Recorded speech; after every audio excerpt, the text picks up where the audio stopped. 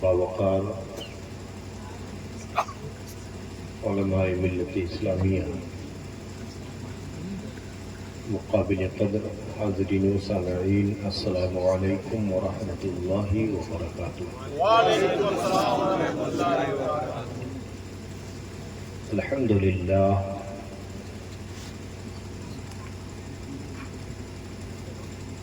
للہ رب العالمین، والعاقبۃ للمتقین، والصلاة والسلام على سید الانبیاء والمرسلین، اما بعد فاعوذ باللہ من الشیطان الرجیم، بسم اللہ الرحمن الرحیم، والعصر ان الانسان لفی خسر الا الذین آمنوا وعملوا الصالحات وتواصوا بالحق وتواصوا بالصبر۔ آمنت باللہ، صدق اللہ۔ بیس کم کر دیجئے اور آواز تھوڑی سی اور بڑھا دیجئے، ہلکی سی، زیادہ نہیں۔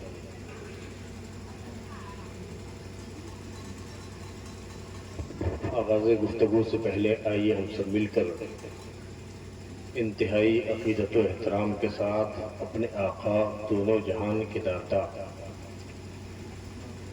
انیس بے کساں، باعث ایجاد عالم، سید عالم، روحی فدا، جناب محمد رسول اللہ صلی اللہ تعالی علیہ وسلم کی مقدس بارگاہ میں درود شریف کا ہدیہ پیش کر لیں۔ پڑھی اللہم صلی علی سیدنا و شفیعنا کریمنا مولانا محمد وبارک وسلم، صلاۃ و سلام علیک یا رسول اللہ صلی اللہ تعالی علیہ وآلہ وسلم۔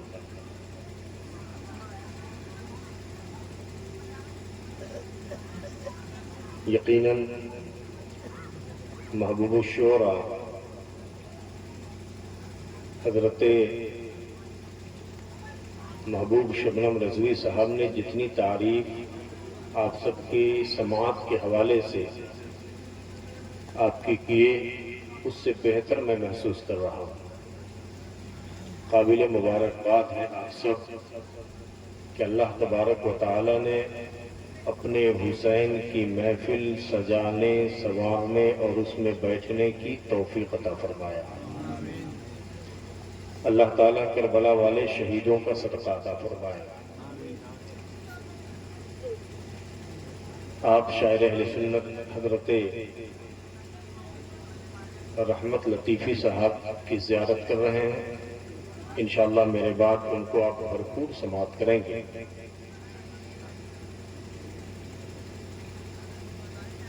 آخری تقریر بلبل پٹرونا کی ہوگی۔ ایک مرتبہ درود شریف پیش کر رہے ہیں۔ اللہم صلی علی سیدنا و شفیعنا کریمنا مولانا محمد وبارک وسلم، صلاۃ و سلام علیک یا رسول اللہ صلی اللہ تعالی علیہ وآلہ وسلم۔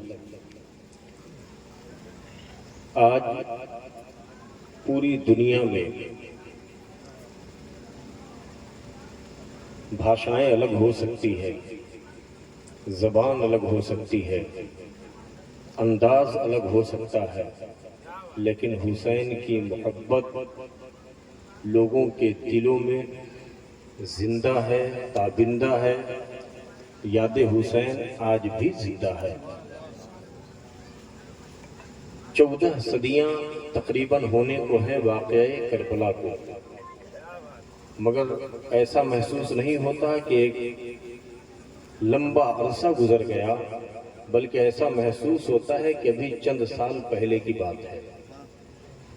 یہ اتنا تازہ محسوس کیوں ہوتا ہے، اسی پہ تھوڑی دیر میں گفتگو کرنے کی کوشش کروں گا۔ حسین کون ہے؟ علی کے لاڈلے حسین، فاطمہ کے نور نظر حسین،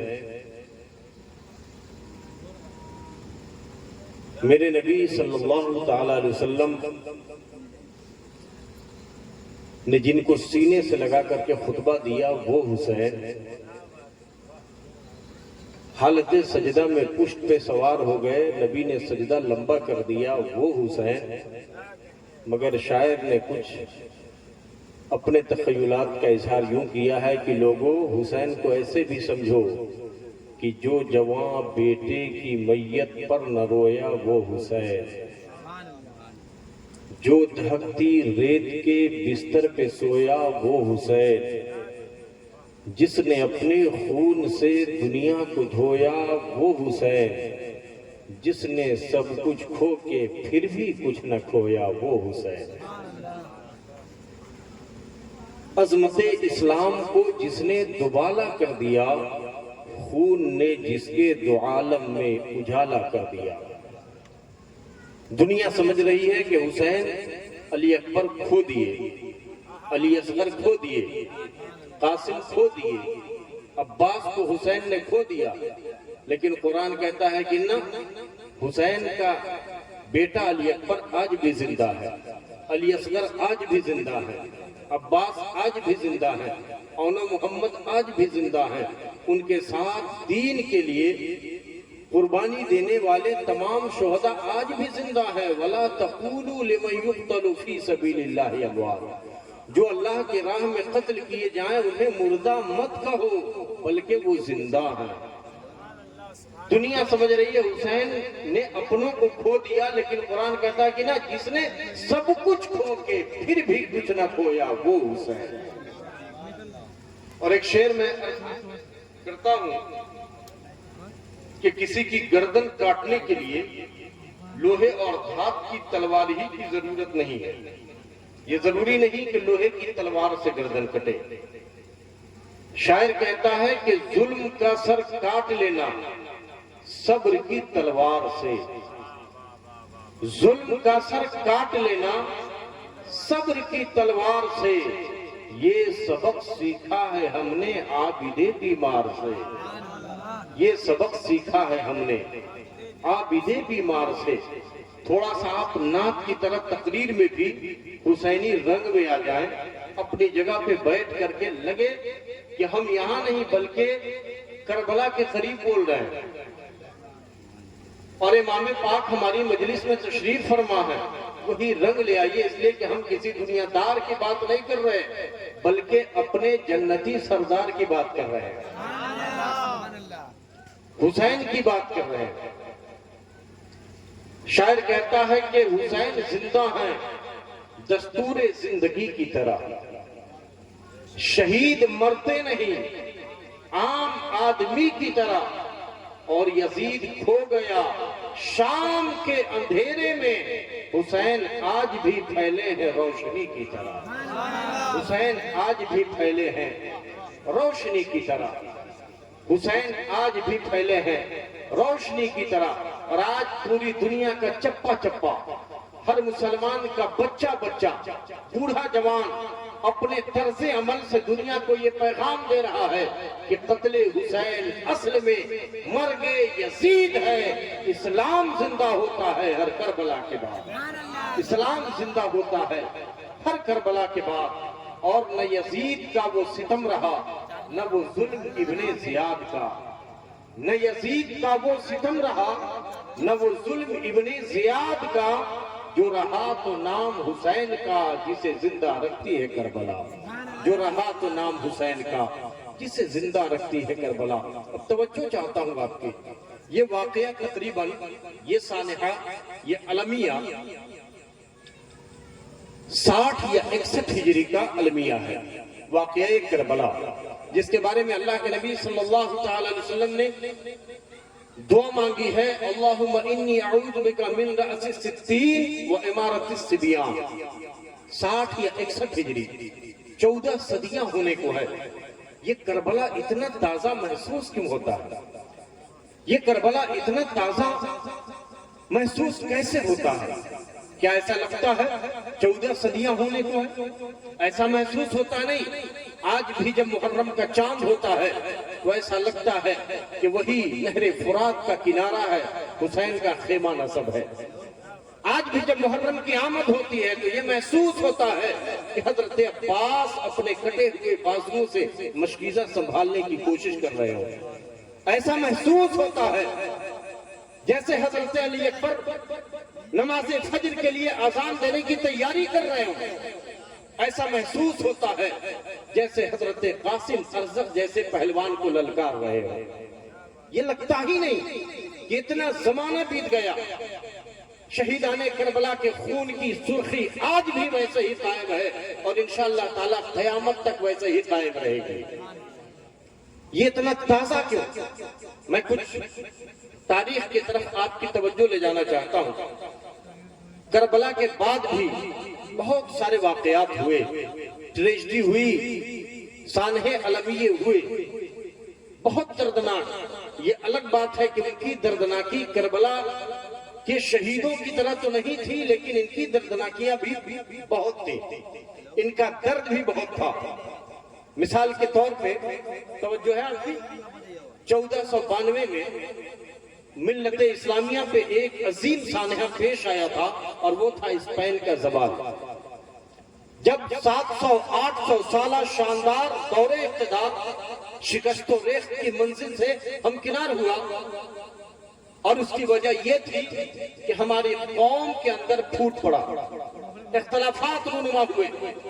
جب تک وہ اتحاد کے ساتھ رہے، بنیان مرصوص بنے رہے، میرے نبی صلی اللہ علیہ وسلم نے حجۃ الوداع کے موقع پر جن نفرت کی دیواروں کو اٹھا دیا تھا کہ نہ کسی عربی کو اجمی پر فضیلت ہے، نہ کسی گورے کو کالے پر فضیلت ہے، نہ کسی امیر کو غریب پر فضیلت ہے، الا بالتقوی، مگر تقوی کی وجہ سے. ان اکرمکم عند اللہ اتقاکم، تم میں بزرگ وہ ہے، بڑا وہ ہے جو اللہ کے نزدیک جو متقی اور پرہیزگار ہے. جن دیواروں کو اللہ کے نبی نے اٹھا دیا تھا وہ دیواریں پھر سے وہاں کھڑی کی جانے لگی. فلاں عراقی ہے، فلاں بربر ہے، فلاں اسپینش ہے، فلاں مراکشی ہے. اختلاف کی وجہ یہ بنی کہ عراقیوں نے سوچا کہ حکومت کے حقدار ہم ہیں، مراکشیوں نے سوچا حکومت کے اہل ہم ہیں، اسپینش باشندوں نے سوچا کہ حکومت ہمیں ملنی چاہیے، بربر قوم نے سوچا، یہ بربر ہماری قوم کے لوگ تھے، فاتحین کی جماعت تھی، اور دنیا نے اسے ظالم قوم بنا کر کے پیش کیا ہے. آج جو ہم لوگ بربر بولتے ہیں، بربریت بولتے ہیں، یہ اسی سے ماخوذ ہے. یہ فاتحین کی جماعت تھی، انہیں یہ لگا کہ حکومت کے حقدار ہم ہیں. آج بھی کسی گاؤں میں ہوتا ہے، بعض لوگ سمجھتے ہیں کہ چودراہٹ ہمیں ملنی چاہیے، سرداری ہمیں ملنی چاہیے، ہمارے باپ دادا افضل تھے، جبکہ اب وہ دور نہیں کہ پیدرم سلطان بول. اب پوتے تو بتا کہ تو کیا ہے، بیٹے تو بتا کہ تو کیا ہے. باپ دادا اس لائق تھے، لوگوں نے سردار بنا کر کے رکھا ہے، لوگوں نے سر آنکھوں پر بٹھایا ہے. بیٹا اور پوتا بھی اس لائق ہوگا، لوگ اسی طریقے سے عزت دیں گے جیسے آبا و اجداد کو دیا تھا. وہاں یہ اختلاف رونما ہوئے، حکومت ہمیں ملنی چاہیے، ہمیں ملنی چاہیے، اور پھر آپس میں وہ لڑ پڑے، جنگیں ہوئی، دشمنوں نے خوب لڑایا، اور جب لڑ لڑ کے کمزور ہو گئے تو عیسائی حملہ آوروں نے حملہ کر کے اسپین مسلمانوں کے ہاتھوں سے چھین لیا. میں ایک جملہ یہاں عرض کرنا چاہتا ہوں، جب تک متحد تھے، پرچم اسلامی لہرا رہا تھا، جب تک اتحاد کے ساتھ تھے، بہت شان سے حکومت چل رہی تھی. لیکن جیسے ہی اختلاف پڑا، جیسے ہی انتشار و اشتراک کا شکار ہوئے ہیں، ملک بھی چلا گیا، جانیں بھی چلی گئی، عزت و آبرو بھی نیلام ہوئے. میں ایک جملہ عرض کرنا چاہتا ہوں، اتحاد کا نام زندگی ہے، اختلاف کا نام موت ہے، اختلاف کا نام موت ہے. اگر کسی فیملی میں اختلاف ہو جائے تو یہ اس فیملی کی موت ہے، خاندان میں اختلاف ہو جائے تو یہ اس خاندان کی موت ہے، بستی میں اختلاف ہو جائے تو یہ اس بستی کی موت ہے، کسی قوم میں اختلاف ہو جائے تو یہ اس قوم کی موت ہے. متحد رہیے، متحد ہو تو زمانے کو ہلا سکتے ہو، منتشر ہو تو مرو اور بچاتے کہ ہو. اتحاد کے ساتھ رہیں. کربلا کانفرنس زندہ باد، علامہ قاری جمال الدین سیوانی زندہ باد. توجہ چاہتا ہوں، بس آپ توجہ سے سنیں تاکہ میری ذہن سازی ہوتی رہے. اختلاف انتشار کا سبب زوال اسپین بنا. لوگ وہاں سے ہجرت کر گئے، بہت لوگوں کو دریاؤں میں غرق کر دیا گیا، آگ میں جلا دیا گیا۔ جو میں اس واقعے سے بتانا چاہتا ہوں وہ یہ کہ آخری دردناک واقعہ یہ ہوا تھا کہ چھوٹے چھوٹے بچے رہ گئے تھے۔ فرڈینینڈ جو عیسائی بادشاہ یا حملہ ور کہیے، اس نے حکم دیا کہ تمام بچوں کو ایک بڑے میدان میں اکٹھا کیا جائے۔ اکٹھا کیا گیا سینکڑوں بچوں کو، اور حکم دیا کہ ان پر گھوڑے دوڑا دیے جائیں۔ زندہ بچوں پہ گھوڑے دوڑائے گئے، سینکڑوں لاشیں تڑپنے لگی۔ ذرا سوچئے کتنی کراہیں اٹھی ہوں گی، کتنی آہیں بلند ہوئی ہوں گی، کتنی ماں نے غم کا ماتم کیا ہوگا، ملبوں کے ڈھیر سے کتنی چیخیں بلند ہوئی ہوں گی۔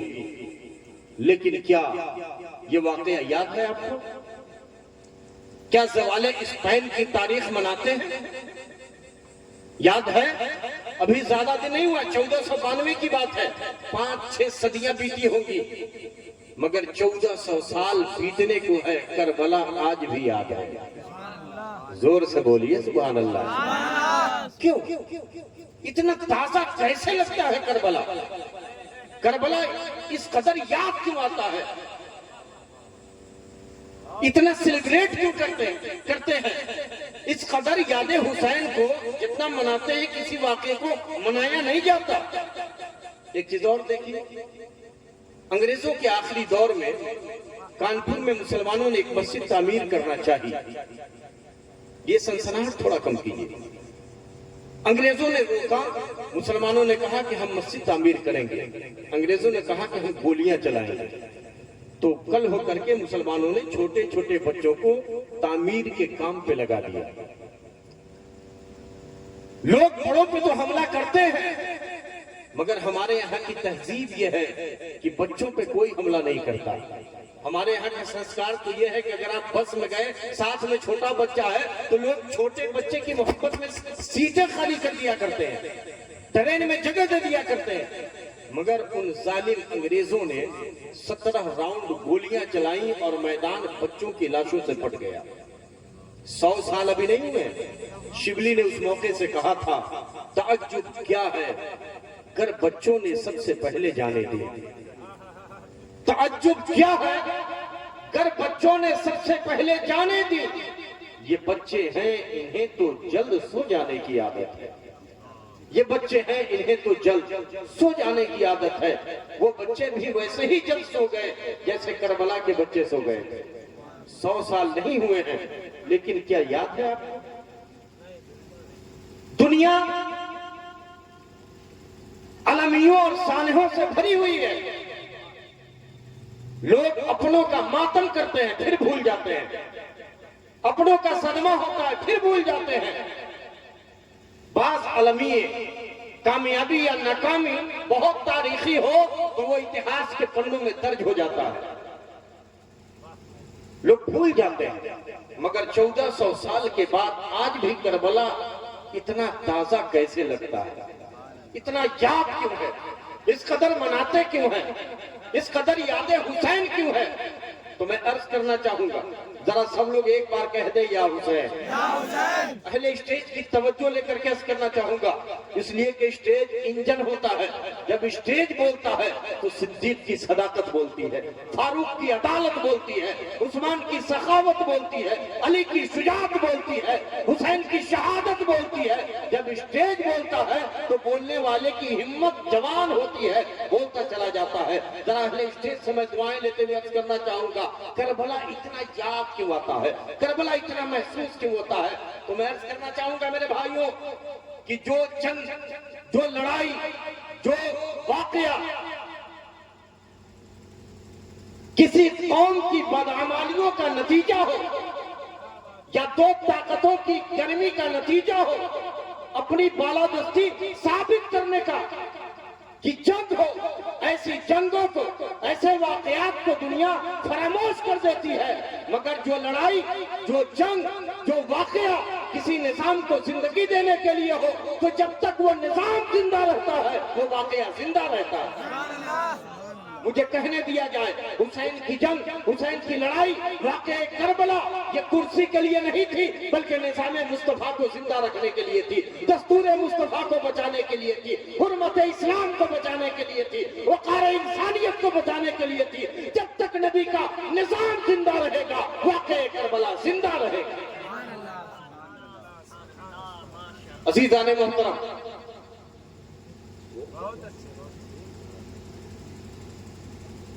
توجہ چاہتا ہوں، امام حسین، پیارے حسین، عظیم حسین، بے مثل و بے مثال حسین، آج تک اسلام کو ہے فخر تیری ذات پر، جان دی بیعت نہ کی لیکن یزیدی ہاتھ پر۔ یہ حسین کی قربانی کا نتیجہ ہے کہ آج اسلام کی اتنی اچھی صورت ہمارے سامنے ہے۔ یہ حسین کی شہادت کا صدقہ ہے کہ یزیدی بادل برسنے کے لیے اٹھے تھے لیکن حسین نے وقت رہتے اسے پہچان لیا اور ہمیشہ کے لیے اپنی گردن کٹا کر کے یزیدیت کو مردہ کر دیا۔ ایک تاریخ اور میں بتانا چاہوں گا، تقریباً 1,24,000 انبیاء کرام اس دنیا میں آئے۔ اللہ تبارک و تعالی پیغمبران اعظام کو مبعوث فرمایا۔ جو بھی پیغمبر آتے کسی قوم کے لیے، کسی جگہ کے لیے، محدود علاقے کے لیے، اللہ تبارک و تعالی نے بھیجا۔ پیغمبر آتے اپنی قوم میں تبلیغ کرتے، دین کی دعوت دیتے، ان کی تعلیمات ان کی قوم میں پھیل جاتی۔ کچھ لوگ مانتے، کچھ لوگ نہیں مانتے، مگر حضرت عیسیٰ سے لے کر کے حضرت نوح تک جتنے پیغمبران اعظام ہیں، اللہ تبارک و تعالیٰ نے جسے بھی دستور عطا فرمایا، کسی کا دین، کسی کی شریعت، کسی کا نظام، تصور الہ 100 سال سے زیادہ زندہ قوت بن کر دنیا میں باقی نہ رہ سکے۔ ہر ایک نبی کے نظام کو ان کی قوم نے بدل ڈالا، تبدیلی کر دی، اپنی مرضی کے مطابق ہیر پھیر کیا، مگر 1400 سال سے زیادہ کا عرصہ گزر گیا، اسلام آج بھی ویسا ہی ہے جیسا میرے نبی نے عطا فرمایا ہے۔ قرآن آج بھی وہی ہے، قرآن میں کوئی تحریف کر بھی نہیں سکتا، اس لیے کہ قرآن کی حفاظت کا ذمہ میرے رب نے لیا ہے۔ بدلنے کی کوشش کرنے والا خود بدل گیا مگر قرآن ویسا ہی باقی ہے۔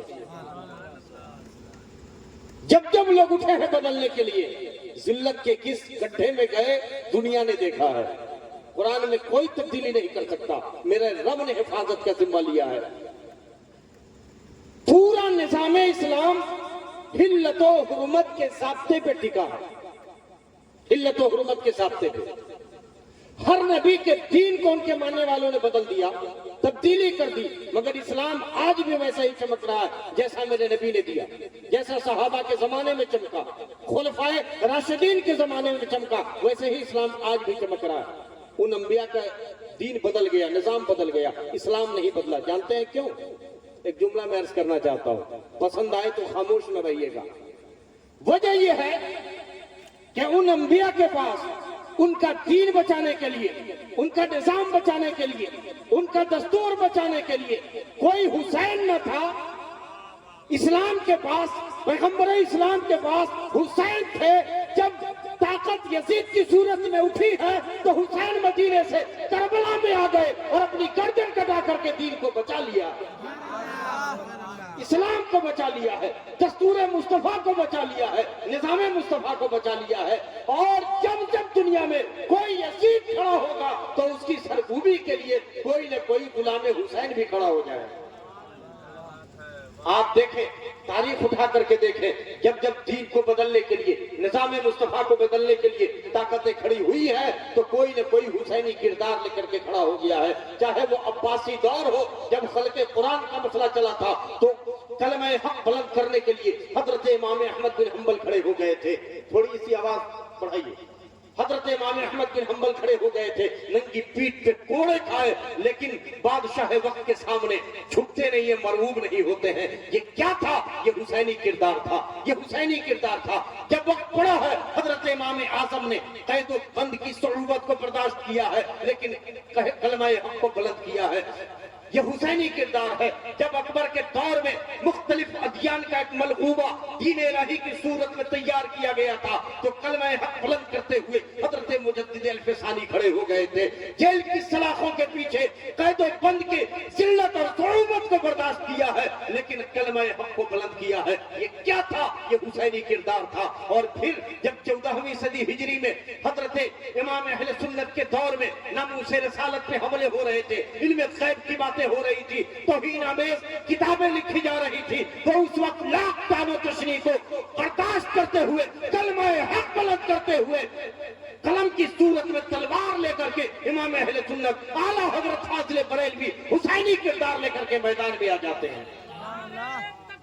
اللہ اکبر، اللہ اکبر، یا رسول اللہ، یا رسول اللہ، کربلا کانفرنس زندہ باد، زندہ باد، نعرہ تکبیر، اللہ اکبر۔ آج آپ دیکھ لیں، عباسی بادشاہ مر گیا، امام احمد بن حنبل آج بھی زندہ ہے، امام اعظم آج بھی زندہ ہے، اکبر پٹ گیا، حضرت مجدد الفسانی کے بارگاہ میں لاکھوں لوگ سلامی پیش کرنے کے لیے آج بھی سرہند جاتے ہیں، امام اہل سنت کی بارگاہ میں لاکھوں لاکھ لوگ آج بھی پہنچتے ہیں۔ میں عرض کرنا چاہوں گا کہ جب جب دنیا میں کوئی یزید کھڑا ہوگا نظام مصطفیٰ بدلنے کے لیے، تو اس کی سرکوبی کے لیے کردار حسین لے کر کے کوئی نہ کوئی غلام حسین بھی کھڑا ہو جائے۔ حسین نے یہ مجاز دیا ہمیں، حسین نے یہ پیغام دیا۔ آپ غور تو کریں، آج اگر کوئی مصیبت آتی ہے، اچھا ایک تاریخ میں ایک بات اور آتی ہے کہ یزید نے امام حسین کو آفر کیا تھا، اے حسین میری بیعت کر لے، اے حسین مجھے خلیفہ مان لے، میرے ہاتھوں پہ ہاتھ دے دے، میں آپ کو احسا دے دوں گا، میں آپ کو نجد دے دوں گا، میں آپ کو حجاز مقدس دے دوں گا۔ حکومت کا لالچ تو دیا تھا، لیکن حسین نے کہا کہ نہ، حسین کو حکومت کی ضرورت نہیں ہے، حسین کو دین بچانے کی ضرورت ہے۔ حسین کے سامنے سب سے بڑی ضرورت جو ہے وہ دین کی حفاظت کی ضرورت ہے۔ حسین کو لالچ حکومت کا، حسین کو کرسی کی لالچ، حسین کو کرسی کی لالچ، جو شہزادہ کائنات ہو، سردار جنتی جوانوں کی سرداری مصطفیٰ نے جسے دی ہو، اسے لالچ کس بات کی؟ حسین نے کہا کہ نہیں، نظام مصطفیٰ بچے، دین بچے، شریعت بچے، روح نماز بچے، اسلام بچے، عبادت کا ذائقہ بچے۔ حسین نے کہا کہ اپنا یہ ہاتھ میں تمہارے ہاتھ میں نہیں دے سکتا، یزید کو خلیفہ نہیں مان سکتا۔ آج ایک غور کریں، اگر کوئی مصیبت آتی ہے تو ہم لوگ اپنے ہاتھوں سے اپنا سر بچاتے ہیں۔ کسی پیڑ کے نیچے آپ ہو، کوئی تگڑی آواز آئے تو انسان اپنا سر بچانے کے لیے اپنے ہاتھوں کو سر پہ رکھ لیتا ہے، رکھتا ہے کہ نہیں رکھتا ہے؟ لیکن ذرا غور کریں کربلا میں کہ وہ کون سی مصیبت تھی کہ امام حسین نے ہاتھ بچانے کے لیے سر کو قربان کر دیا۔ ہاتھ بچانے کے لیے، ہاتھ تو نہیں دے سکتا حسین، سر دے سکتا ہے مگر ہاتھ نہیں دے سکتا، اور اپنا سر کٹا کر کے میرے امام نے ہمیشہ ہمیش کے لیے دین کا سر بلند کر دیا ہے، دین کا سر بلند کر دیا ہے۔ یہی وجہ ہے میرے بھائیوں، آج بھی حسین کی ویسے ہی یاد آتی ہے۔ حسین آج بھی زندہ ہے، حسین آج بھی تابندہ ہے، حسین زندہ ہے ہماری محفلوں میں، حسین زندہ ہے ہمارے دلوں میں، حسین زندہ ہے ہمارے گھروں میں، حسین زندہ ہے ہماری عبادتوں میں۔ جب ہم عبادت میں اللہم صلی علی محمد وعلی آل محمد پڑھتے ہیں تو آل محمد کی حیثیت سے حسین ہماری نمازوں میں بھی زندہ ہے۔ تو زندہ ہے واللہ، تو زندہ ہے واللہ، میری چشم عالم سے چھپ جانے والے۔ عزیزان محترم، میں توجہ چاہتا ہوں، ایک بار اور درود شریف پہلے پڑھ لیں۔ اللہم صلی علی سیدنا و شفیعنا کریمنا مولانا محمد و بارک وسلم، صلاۃ و سلام علیک یا رسول اللہ صلی اللہ تعالی علیہ وسلم۔ کربلا کیا ہے؟ واقع کربلا کیا ہے؟ میں جب حسین کو پڑھتا ہوں، حسین کی تاریخ کو پڑھتا ہوں، واقع کربلا سوانح کربلا پڑھتا ہوں، تو پڑھنے کے بعد ہمیں بہت تعجب نہیں ہوتا ہے، تعجب نہیں ہوتا، اس لیے کہ حسین جن کے اندر فاطمہ کا خون فاطمہ کا دودھ، علی کا خون اور نبی کا نور جب ایک جگہ ہو جائے تو حسن و حسین جیسا شہزادہ تیار ہوتا ہے۔ بہت تعجب نہیں ہوتا جب حسین جیسا شہزادہ ہو، جن کی تربیت بچپن سے اسی کام کے لیے کی گئی تھی، جن کی تربیت ہوئی تھی کہ وہ میدان کربلا میں قربان ہوں گے اور دین کا سر ہمیشہ کے لیے بلند کریں گے۔ آپ دیکھیں تربیت حسین کی کیسے ہو رہی ہے۔ ایک صاحب کہنے لگے کہ محرم الحرام میں یا حسین اتنا کرتے ہیں، اس سے کیا فائدہ ہے؟ حسین آپ کو کیا دے سکتے ہیں، آپ کی کیا مدد کر سکتے ہیں جو اپنے بچوں کو کٹنے سے نہ بچا سکے؟ وہ حسین آپ کی کیا مدد کر سکتے ہیں؟ حسین کے نانا اگر مدد کرتے تو حسین کربلا میں نہ کٹتے۔ فاطمہ الزہرا کے اندر کچھ طاقت اور پاور ہوتا تو حسین کربلا میں نہ کٹتے۔ میں ایک جملہ عرض کرنا چاہوں گا کہ ایسا بالکل نہیں ہے۔ میرے حسین کی شہادت کی خبر بچپن ہی میں آ گئی تھی، علی بھی جانتے تھے، فاطمہ بھی جانتی تھی، میرے نبی بھی جانتے تھے، اور کچھ بڑے اکابر صحابہ کو بھی یہ بات معلوم تھی۔ لیکن پوری تاریخ اور حدیث اٹھا کر کے دیکھ لیں، اللہ کے نبی نے یا حضرت علی نے یا فاطمہ الزہرا نے کبھی یہ دعا نہیں کی کہ اے مالک و مولا اس وقت میرے حسین کو بچا لینا، حسین کو مصیبت کی اس گھڑی میں محفوظ رکھنا، نہیں، بلکہ سب نے یہی دعا کیا ہے اللہم آت حسینا صبرا و اجرا، کہ اے مالک و مولا ایسے وقت میں میرے حسین کو صبر اور اجر عطا فرما، صبر عطا فرما، اجر عطا فرما۔ اور ان کی دعائیں قبول ہوتی ہے۔ حسین نے صبر کر کے لفظ صبر کو بھی بے مثال بنا دیا ہے۔ حسین نے صبر کر کے صابروں کے امام بھی بنے ہیں۔ جہاں شہیدوں کے امام ہیں وہیں میرے امام صابروں کے بھی امام ہیں۔ ورنہ میں ایک جملہ عرض کرنا چاہوں گا کہ جن کے نانا کی نگاہ اٹھ جائے تو قبلہ بدل جائے، زور سے ذرا بولیے، جن کے نانا کی نگاہ اٹھ جائے تو قبلہ بدل جائے، ان کی نگاہ اٹھ جاتی تو کربلا کا نقشہ بھی بدل جاتا، کربلا کا نقشہ بھی بدل جاتا۔ لیکن نہیں، سب نے دعا کی ہے کہ اللہ صبر عطا کرنا، اور حسین نے صبر کیا ہے، چاہے وہ بھوک کا وقت ہو، بچوں کی پیاس کا وقت ہو، ظلم و ستم کا وقت ہو، کربلا کے تپتے ہوئے صحرا میں جب سورج کی گرمی، زمین کی گرم گرم ریت، بچوں کی بھوک اور پیاس اپنے عروج پر تھی، ایسے وقت میں بھی میرے امام نے صبر کر کے دنیا کو پیغام دیا ہے، اور دنیا کے لوگوں اگر اصل حسینی ہو تو یاد رکھنا، بھوک لگے، پیاس لگے، تمہارے پاس کچھ نہ ہو تو لقمہ حرام کی طرف نہ جانا، صبر کرنا اس مصیبت کی گھڑی میں، تب جا کر کے سچے اور پکے حسینی کہلا سکتے ہو۔ حسین کا نعرہ لگاؤ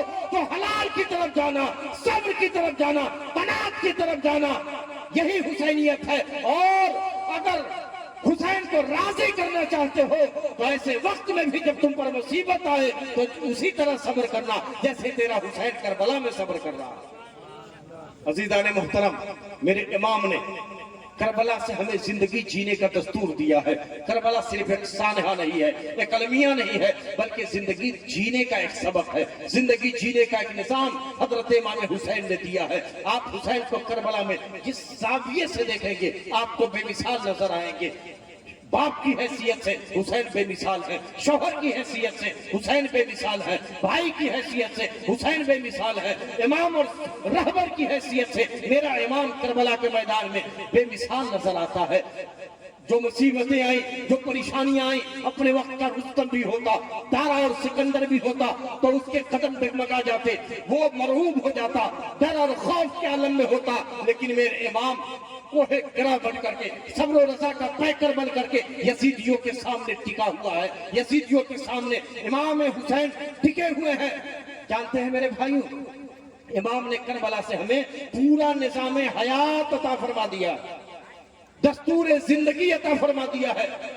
آپ دیکھیں ایک واقعہ آتا ہے کربلا کے میدان میں 9 محرم کی رات میں، جس رات میں پوری دنیا میں آپ دیکھیے گا جگہ جگہ آپ لوگ الحمدللہ محفوظ ہیں، اکھاڑا نکال کر کے ہاؤ ہلا اور انجوائے لوگ کرتے ہیں۔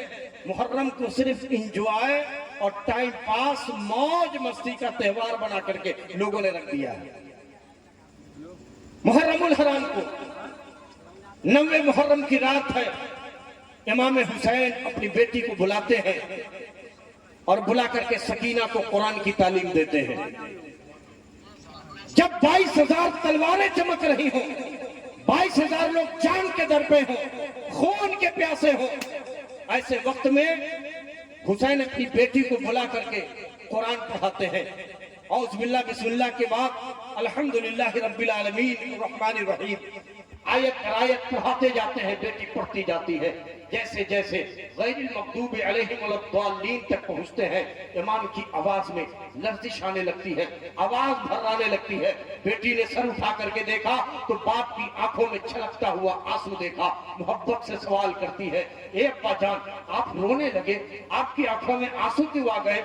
आपने जब भैया अली अकबर को कुरान पढ़ाया था तब आपकी आंखों में आंसू ना आए थे। आपने जब भाई कासिम को कुरान पढ़ाया था तब आपकी आंखों में आंसू ना आए थे। जब आपने औनो मोहम्मद को कुरान पढ़ाया था तब आपकी आंखों में आंसू ना आए थे। जब आपने भाई ज़ैनुल आबिदीन को कुरान पढ़ाया था तब आपकी आंखों में आंसू ना आए थे। अपनी बेटी सकीना को पढ़ाते हुए आपकी आंखों में आंसू क्यों आ गए? आपकी आवाज भर्राने क्यों लगी? इमाम के सीने पर बेटी